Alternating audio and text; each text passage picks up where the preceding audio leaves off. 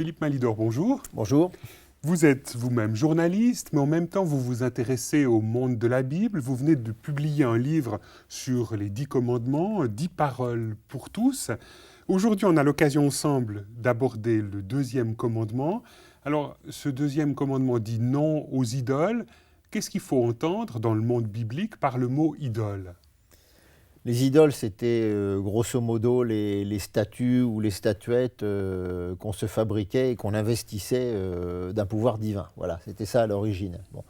Le terme a beaucoup évolué depuis, mais enfin, toutes les amulettes, les gris-gris, les espèces d'objets magiques qui circulent un petit peu partout dans nos sociétés, soi-disant très techniciennes et très rationnelles, montrent, là encore, l'actualité de ce commandement, pas seulement de celui-là. Voilà, mais aujourd'hui, lorsqu'on parle d'idoles, on pense plutôt à des stars qui font la une de la presse people ou de la presse gratuite, qui quelque part a toujours 2, voire 4 pages, qui traitent justement de ces idoles. Alors quel est le lien entre cette idole amulette et ces idoles qui aujourd'hui sont nos stars préférées ? Voilà, alors bon, il ne faut peut-être pas exagérer l'identification entre les idoles anciennes et puis les idoles actuelles, mais quand même, je prends un exemple dans le livre, les plus anciens d'entre nous, les moyennement anciens, se rappellent peut-être que quand Claude François est mort dans sa baignoire, il y a eu des suicides.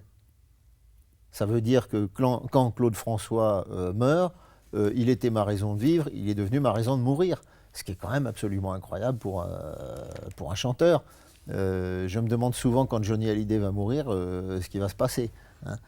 Mais quand on en arrive là, ça prouve quand même qu'il y a quelque chose de grave et j'allais dire un transfert de souveraineté justement de Dieu sur l'idole, qui est en quelque sorte divinisée puisque sa vie en quelque sorte commande la mienne et me donne ma raison de vivre. Alors je vous propose de lire ensemble ce deuxième commandement. Tu ne te feras pas d'idole ni de représentation quelconque de ce qui se trouve en haut dans le ciel, ici-bas sur la terre, ou dans les eaux plus bas que la terre. Tu ne te prosterneras pas devant de telles idoles, et tu ne leur rendras pas de culte, car moi, l'Éternel, ton Dieu, je suis un Dieu qui ne tolère aucun rival. Je punis les fils pour la faute de leur père jusqu'à la 3e, voire la 4e génération de ceux qui me haïssent.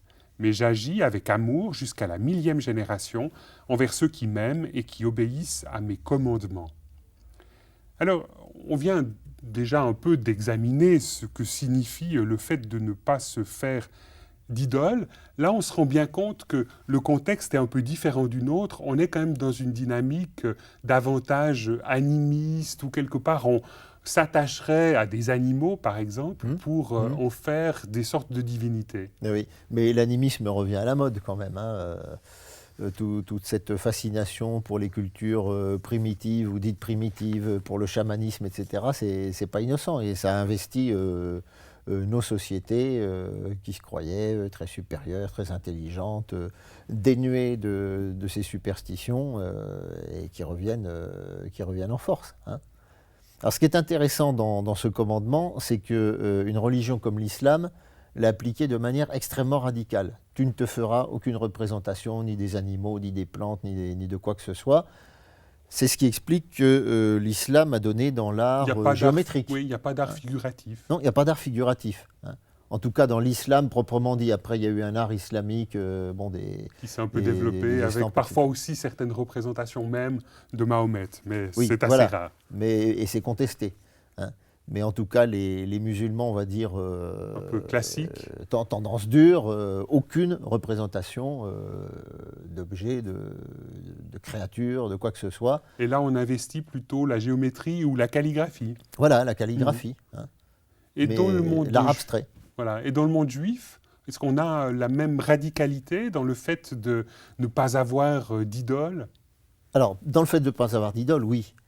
Mais dans la question des représentations d'objets, de plantes et d'animaux existants, je me suis aperçu que non. Ce qui m'est revenu en mémoire que, par exemple, il y avait ce qu'on appelle dans les anciennes traductions la mer, qui est à l'entrée du temple, mer, M-E-R, qui est en fait un grand bassin d'ablution et qui repose, alors j'espère ne pas dire de bêtises, mais je crois sur 4 taureaux qui forment les pieds de cette citerne en quelque sorte. Je me suis dit, tiens, alors là, il y avait une des dérogation. représentations. Mais il n'y avait pas que celle-là. Quand on s'aperçoit, enfin quand on découvre dans l'Ancien Testament le descriptif très précis de la construction du temple, descriptif sur ordre de Dieu lui-même, eh ben, il y a des animaux, il y a des coloquintes, il y a des grenades, il y a donc des plantes et des animaux, hein, pour schématiser. Mais là, ces plantes et ces animaux n'étaient pas là pour illustrer Dieu ou pour proposer une représentation de Dieu. Mais pas du tout. Mais pas du tout, justement. Et alors, c'est intéressant que vous ayez relu ce commandement, parce qu'il dit « Tu ne feras aucune représentation de ceci, de cela, etc. Tu ne te prosterneras pas devant ces représentations pour les adorer. » Et voilà l'explication. Il faut grouper les deux. Tu ne te feras pas de représentation dans un but d'adoration. Donc faire quelque part sa divinité. Voilà. Parce que Dieu est toujours au-delà. Mais voilà, Dieu est toujours au-delà. Évidemment, il n'est pas réductible à une de ses créatures. Justement, la confusion créature-créateur se fait, hélas, très souvent. Donc là, on vient de voir ce qui se passait dans le monde juif, dans le monde de l'Ancien Testament. Mais qu'est-ce qui se passe en christianisme? Est-ce que les chrétiens, en tout cas dans certaines de leurs déclinaisons, seraient quelque part prêts à représenter Dieu? Ah ben, tout à fait. D'ailleurs, c'est un vieux combat. Il y a eu le combat des iconoclastes, je crois, au IVe siècle, où il y avait ceux qui ne voulaient absolument représenter aucune image, et ceux qui disaient Messie, justement dans un but plutôt didactique, de culte de dulie, c'est-à-dire le culte de vénération par rapport au culte de latrie, qu'on retrouve dans l'idolâtrie, qui serait le culte d'adoration. Bon. Alors, il y avait des radicaux, il y avait des gens plus souples, et on a retrouvé ça au moment de la Réforme. Oui, parce que d'un côté, on a un art, entre guillemets, catholique qui est... on pourrait parler de l'art baroque, par exemple, un peu plus tard, qui quelque part regorge de représentations tout à fait extraordinaires, et les temples protestants, qui eux-mêmes sont d'une sobriété à défriser. À dépouillement total. Ah oui, exactement, voilà. Ils ne sont pas au patrimoine mondial de l'UNESCO, les temples protestants, hein, je ne crois pas.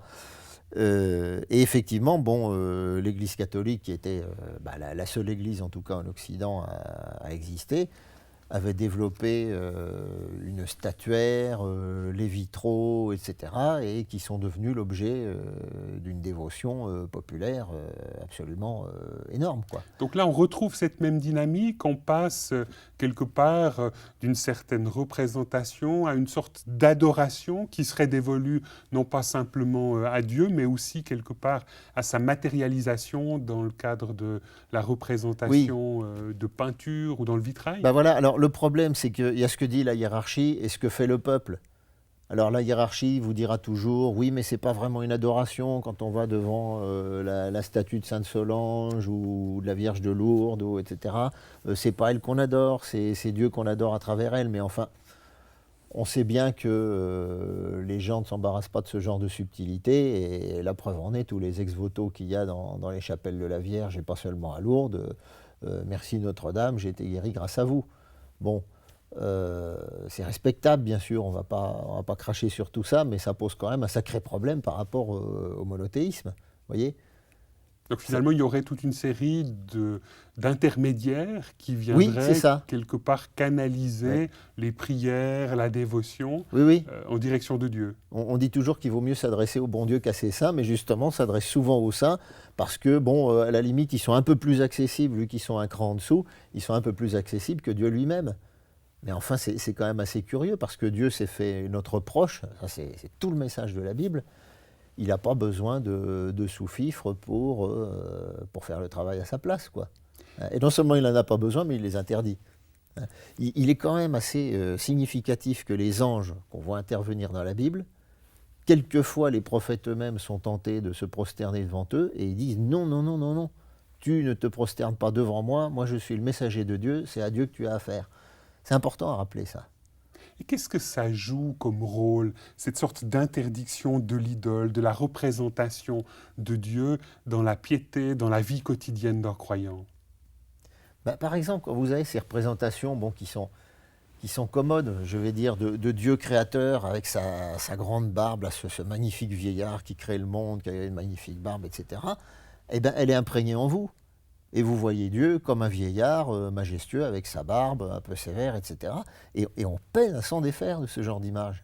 Mais qu'est-ce que ça vient perturber comme ça perturbe le fait de Dieu que Dieu il est coincé dans cette image-là, que vous ne pouvez plus lui en donner une autre. C'est ça qui est terrible.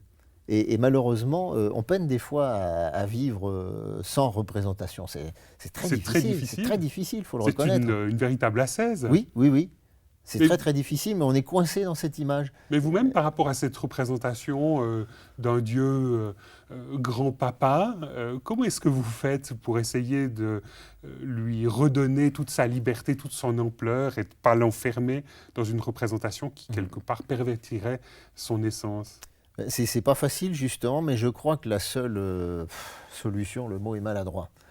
Je vais dire, le seul témoignage qu'on peut donner, c'est quand on a vécu des choses avec Dieu et qu'on s'est aperçu qu'il était aussi tendresse. Quelque part, il est dit dans la Bible que Dieu est aussi une mère pour nous. Alors on pourrait aussi le représenter comme une femme, après tout. Ça choquerait, mais c'est pourtant ce que l'Écriture dit, qu'il a la tendresse d'une mère envers ses créatures. Alors une fois que vous avez intégré l'image de Gustave Doré avec ce Dieu barbu, costaud, etc., qui est une sorte de Jupiter finalement, vous avez beaucoup de mal à reconnaître la tendresse de Dieu. Mais la tendresse de Dieu, bon, je le dis à titre de témoignage, dans certains coups durs, elle m'est vraiment apparue, alors sur le plan du vécu. Donc dans votre vie quotidienne, par rapport à votre spiritualité, vous essayez de gommer et de supprimer toutes ces représentations qui viendraient quelque part parasiter la véritable représentation oui, de j'essaye Dieu. en tout cas de voir plus large et surtout de ne jamais l'enfermer dans une définition. Alors ça vaut pour l'image, ça vaut aussi pour les représentations mentales, philosophiques, tout ce que vous voulez, quoi. Mais je dis ça, y compris pour les chrétiens les plus, j'allais dire, doctrinalement corrects. On a tous nos représentations de Dieu. On est tous menacés quelque part par ce menacés, désir d'avoir une image qui fixerait son identité. Voilà. Et à partir du moment où on enferme Dieu dans une définition, ben, on est sûr de se tromper. Dieu, il est toujours plus large que ce que nous en percevons. Il est toujours au-delà des représentations qu'on pourrait se faire. Oui. Je pense même, alors là, bon, je vais peut-être me faire traiter d'hérétique, je pense même qu'il est plus large que ce qu'il dit de lui-même dans la Bible. Pour une raison d'ailleurs relativement simple, c'est que Dieu est infini et la Bible c'est un corpus fini. Et c'est une approche, parce que Dieu s'est exprimé envers les humains en fonction de ce qu'ils étaient capables de digérer, d'assimiler. C'est pas pour rien que le message biblique c'est une révélation progressive. Il a dit certaines choses il y a 3000 ans, il en a dit d'autres 1000 ans après, et encore d'autres 1000 ans après quand Jésus-Christ est venu, et peut-être qu'il en dit d'autres à l'heure actuelle, vous voyez. Parce que pour la bonne raison que nous, on n'est pas capables, tout petits humains, d'assimiler la totalité de Dieu, c'est carrément pas possible, quoi.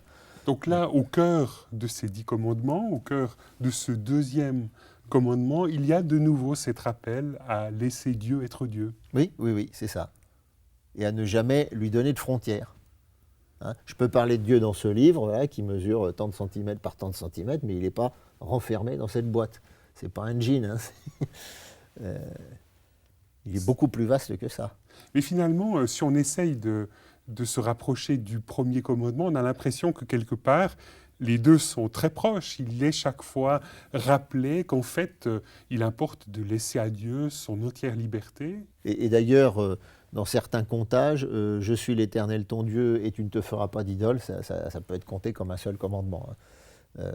Les deux sont énormément liés de toute façon. Philippe Malidor, merci d'être venu nous retrouver sur ce plateau de Vitamine B. Je rappelle juste que vous venez de publier 10 paroles pour tous, origine et actualité des 10 commandements, un livre qui est paru aux éditions Farel et qui nous permet de mener ensemble une réflexion autour des 10 commandements. Merci beaucoup.